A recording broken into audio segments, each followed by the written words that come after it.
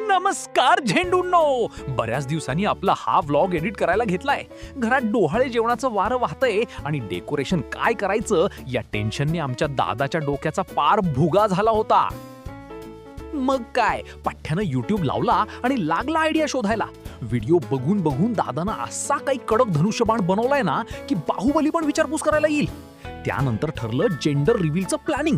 त्यासाठी राधाकृष्णाचं बॅनर बनवायचं होतं. दादानी आपल्या भारीतल्या मॅकवरून पटापट डिझाईन मारली, प्रिंट काढली आणि एका बॉक्सवर अशी काही चिटकवली की फेविकॉलचा जोड पण फिका पडेल.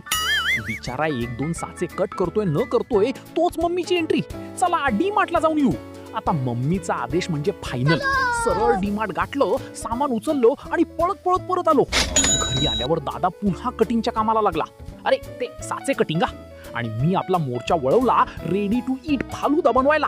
बॉस, फालुदा एकदम बाहेरच्या सारखा झाला होता, म्हणजे खाणारा पार स्वर्गातच. आम्ही इकडं फालुदा हाणत होतो आणि तिकडं दादाची कामगिरी अखेर फत्ते झाली.